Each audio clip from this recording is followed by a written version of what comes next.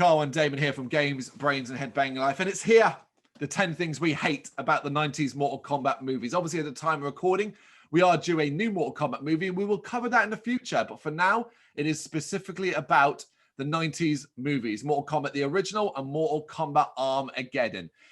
If 10 things we love was easy, and you can go check out that video, 10 things we hate was, I could have written 30 maybe.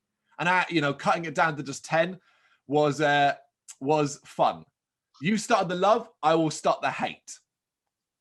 Quite simply, probably my number one thing I hate about all the films overall comes from Armageddon. You might find that the majority of this comes from Armageddon. But the thing that I hate the most, the thing that ruins Armageddon for me, that ruins the franchise for me, daddy issues Shao Kahn. Here you have the big bad boss of the game series, that big imposing figure at the end of the first fucking film. And what did you turn him into? A weeping little daddy's boy who just wants approval. Love me, daddy. Love me. Daddy, have I done well? Daddy, I've invaded Earthrealm. Are you proud of me? Daddy? Oh, fucking hell. They wrecked Shao Kahn. Wrecked him. Daddy issues, man. Credible. Well, again, I know when you say Shao Kahn in Conquest, then you see the Shao Kahn we wanted for number 2. We're not talking about Conquest. We are fucking talking about this. I know. I'm surprised that was your first one, because I actually thought your first one was going to be my first one. Go on. And that was the fact that in the first film, you have your 3 main characters, Liu Kang, Johnny Cage, and Sonya. And then what do? You get a different actor to play Johnny Cage, and you kill him off straight away. What the hell were you thinking? Okay. Yeah, I mean, I have it. It wasn't my first. You are right. The cast changes in Armageddon. Here's the thing, there were so many cast changes. Sonya got recast with someone that looked completely different. Johnny Cage got recast with someone that looked the same, but was clearly so bad they killed him off straight away. Jax got recast. Not such a big deal. Raiden got recast.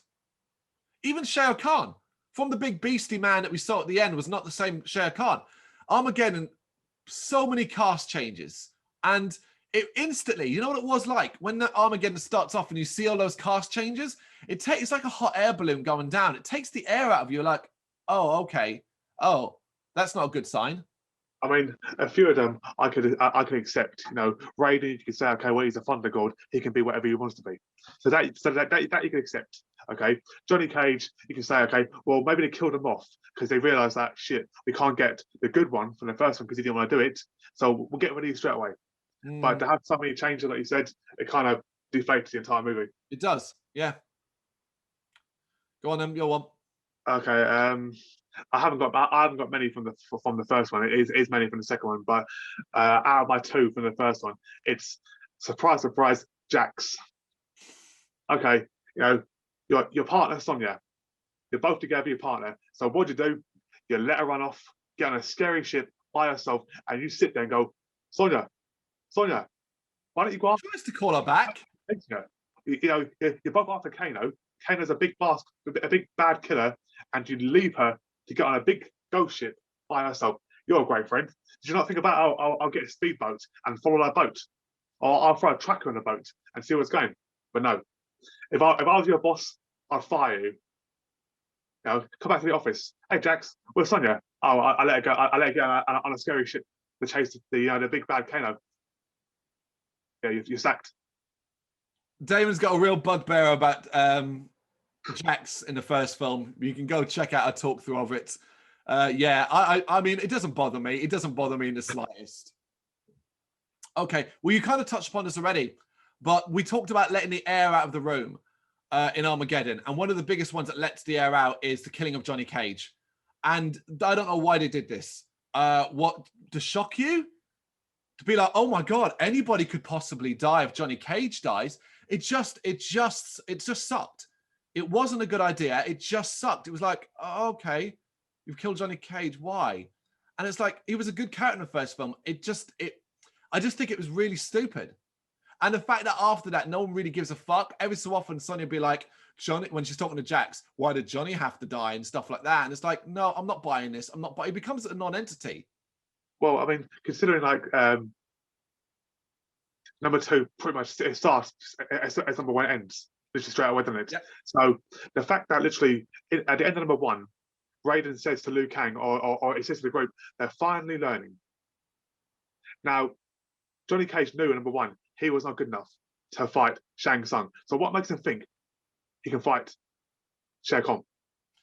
Yeah, I mean that he's trying to save Sonya I can live with. But the other part of it really bugs me is at the end, Raiden comes back to life. Sindel comes back to life. Nobody thinks to try and resurrect Johnny Cage. I know. Right? Forget Johnny, right? And in fact, everybody's just really happy at the end. And it's all happy music and like, oh yeah, you know, no. Yeah, it sucked. It really did. So my next one would be, okay, well, again, my only other one from the first one is Goro. Big bad Goro gets killed way too easy. Doesn't way it? Too easy. I mean, although I like the way Johnny Cage killed him, it's funny, it's entertaining. You know, he punches him in the balls. You know, blah blah blah blah. But Goro is like 3rd in command. He's like the general of the entire army behind Shang Tsung and Shere Khan. I do agree with you. The fight isn't great. You know, I try to be a little bit forgiving about it because I kind of go down the route of Goro's been, you know, he just got his nuts smashed in. So maybe like that's, you know, that's good. That's not something that just passes. That's something that affects you for the next fucking week. It does, but I mean, considering that the whole for Johnny Cage, the whole movie is about him finding his confidence to prove that he is a real fighter. I would have liked to see him get his ass kicked, then beat him. Okay. That's what I like to see. It is short because when they go out to the like ledge, it's barely 30 seconds. Barely 30 seconds. You're not wrong. Okay. I'm sticking with Armageddon. And it is the horrendous CGI beasts at the end during the awful animality section where Liu Kang turns into a dragon and Shere Khan turns into a Hydra and they fight. And if you're not at that point, like if you probably will already be at that point being going, this is the worst film. That'll be the extra step where you're like, oh my God, can this just end? I hated it. It didn't look good then. It doesn't look good now. It's pointless. It's pointless. It's just so shit. Yep. Okay. Now on to number 2. So we talked about Goro in the first one. Then comes his sister or half sister or whatever the hell she is, who has all about 2 seconds of the film. Pointless. I mean, I think we discussed this before about they basically put characters in just to kill them. Yep. And she was one of the characters. Jumped in, got smashed, died. Yeah. And I'm pretty sure. Again, I said in our other video, she's quite strong. So why can't she just grab it and throw it over? But yeah. Yeah, I have it as well. Shiva and her death. There's a character that literally has like next to no lines. She's in the original lineup being like, Rrr. Then she has this weird fight with Motara where they're kind of hugging each other. And then she comes in as Liu Kang has rescued Katana. She comes in, steps underneath the cage and gets squashed. And it was genuinely like, are you fucking serious, film? Like, are you serious? This is what you're doing. You're jamming so many characters. This is what you do. You just kill that one like that. Terrible, terrible. I agree. I have it as well. Yep. And another character who they killed off by, again, a character who I liked in the game, but was Brrraaains. I mean, it was terribly designed and it looked horrible in this movie. But again, he survived for about 2 seconds. Yep. Pointless. Yeah, I mean, I'm going to roll it into the bigger one then for me. And mine is an overall, the waste of so many characters. And this obviously applies to Armageddon more than anything else, where they were obsessed with trying to jam in so fucking many, they just wasted them. Brrraaains, you've mentioned. Brrraaains, where there's apparently more than one of them, but they die super, super quick. Rain? Do you even remember what Rain was in that film? It's got to be one. He's got to be one of those guards. Surely the red one or the green one or blue one or the purple one. Purple. There you go. I got to go eventually. Where was he in the film and where did he die? Do you even remember? That's how bad it is. I'm going to say at the very beginning. No, he's the one that says sorry in the throne room that Khan then hits with a hammer and knocks him into the fire. He's so pointless, Khan kills him. Ermac. The red one. Melina. Do you remember Melina? The fight with Sonya? These are all characters that are just in there to be fucking unceremoniously thrown out. Shit, well, we get Scorpion, we get Sub-Zero, different versions of them. We get multiple reptiles this time round. There's so fucking many. We get Cyrax. Never forget Cyrax. And the other one, I can't remember what the other one is. There's so many pointless fucking characters, honestly. And they're all wasted. There's so many wasted. Yeah. 100%. Yep. Okay. Sindel. Oh God, Sindel. The whole story about needing her to open the gates. She got raised from the dead, and her stupid scream, which can like blow up buildings, and her hair, which can apparently whack people and hurt people. What was the point? What a pointless character. Yeah, I mean, her plot is pointless because it's like it amounts to nothing. I have Sindel, but one specific thing. Armageddon has a lot of bad dialogue delivered by actors who aren't very good at what they do. However, the moment, and it's probably the moment in the start of the film where most people go, this is going to be shit. And it is one line delivered by Sindel. And Katana goes, "Mother, you're alive." And Sindel goes, "Too bad, you will die." And literally, honestly, it's head in your hands like, oh my God, that didn't just happen. They did not just do that. The director didn't go, cut, do that again, better, or you're sacked, because that was fucking horrendous. They were like, no, that's great. You did a brilliant job. Let's keep that in. Fucking hell. Exactly. Yeah. Okay. Shockingly, we're back to Jax again. Really? Yeah, shockingly, I know. So Jax's whole purpose from the first film to the second film was to let Lisa send Sonya to her death and then call her name. And then suddenly, from the first film, he just ends up in a warehouse getting robotic arms on him. And Raiden seems to know exactly where he is. I know he's the Thunder God, but you can't tell me he was like, while Liu Kang's fighting Shang Tsung, he's like, oh yeah, oh, Jax is getting his arms done. I remember that from the second one. You know, Jax for me is a pointless character. I don't get the whole point of his arms, and then he loses his arms, and yet he can beat the shit out of bloody Montero, who's supposed to be a general, and he beats the crap out of him. That's because he found his confidence. He found his confidence to realize he didn't need his metal arms, that he was strong enough without them. Too bad he wasn't confident enough to follow Sonya in the first one, was he? Let's move on from Jax, you lunatic. I'm going to be nitpicky about the first film here, and it's a part that's always bothered me. So the film's pretty good at following along step by step about how things happen and where and so on. There's one part, though, where it just outright glosses over an aspect that you're like, I really need to know how this happened.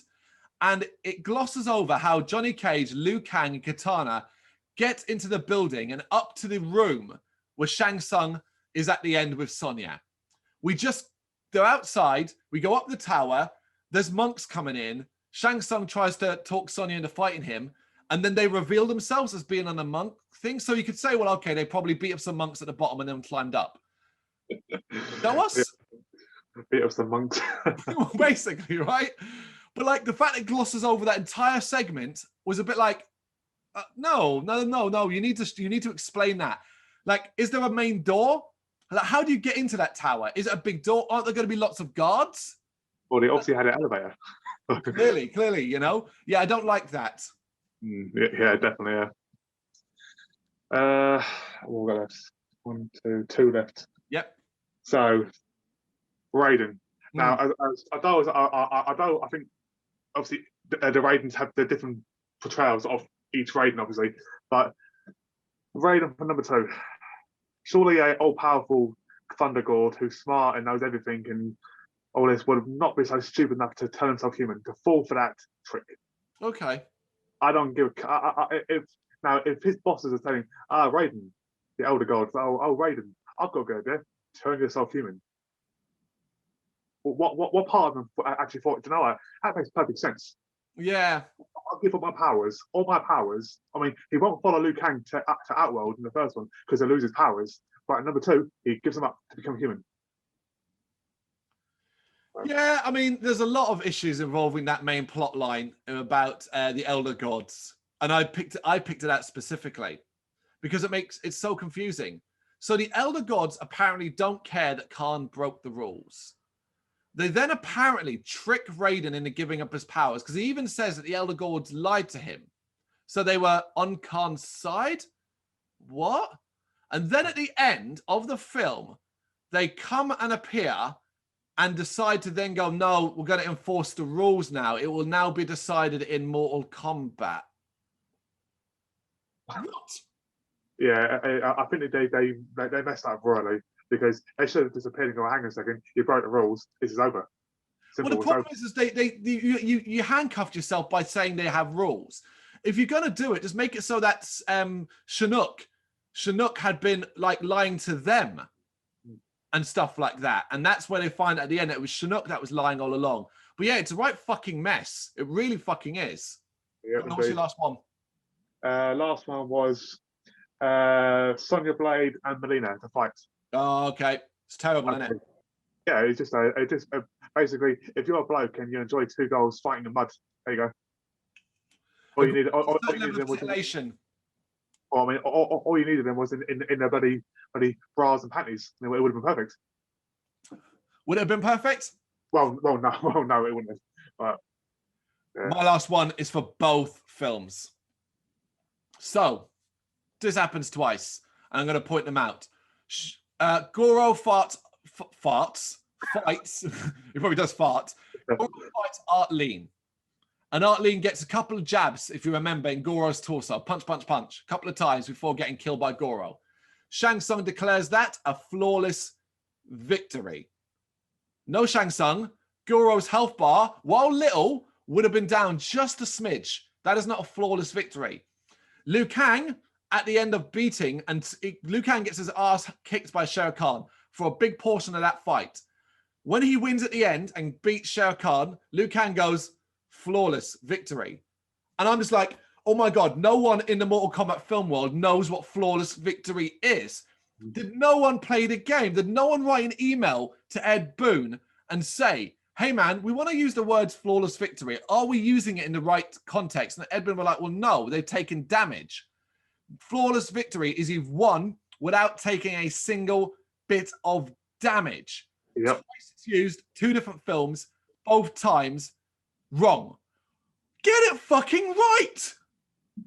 There's no flawless victories. If you took damage, it is not a flawless fucking victory. Exactly.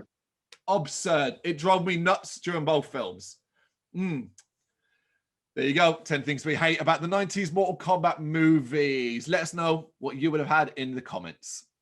Thank you very much for watching. You can check us out on gbhbl.com as well as on Facebook, Instagram, Twitter and Tumblr.